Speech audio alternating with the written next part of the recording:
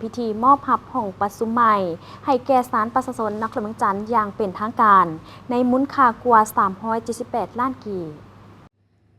พิธีจัดขึ้นในวันที่30ธันวาคม2025โดยการเข้าร่วมของท่านภูวงศ์วงศ์คำสาวห้องเจ้าของนครหลวงจันทร์ท่านขุนสุวรรณสุธรรมวงศ์ห้องประธานศาลประชาชนสูงสุดท่านธินกรทองคำประธานคณะกรรมการปกครองเมืองศรีสัตนา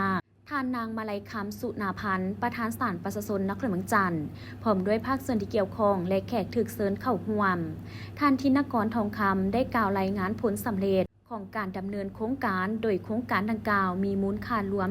378ล้านกว่ากีบทั้งนี้ให้เห็นถึงความสำคัญของการพัฒนาโครงสร้างพื้นฐานเพื่อรองรับการปฏิบัติหน้าที่ของศาลให้มีประสิทธิผลและมีความทันสมัยพร้อมทั้งกล่าวมอบห้องประชุมใหม่ให้แก่ศาลประชาชนนครหลวงจันทร์อย่างเป็นทางการโดยโอกาสเดียวกันนี้ท่านนางมาลัยคำสุนาพันธ์ได้ขึ้นกล่าวรับห้องประชุมและแสดงความขอบใจต่อการเอาใจใส่และการสนับสนุนจากคณะนำทุกภาคส่วนพร้อมทั้งให้คำมั่นสัญญาว่าจะนำใช้ห้องประชุมใหม่ให้เกิดประโยชน์สูงสุดและสอดคล้องกับเวียกงานตุลาการอย่างถูกต้อง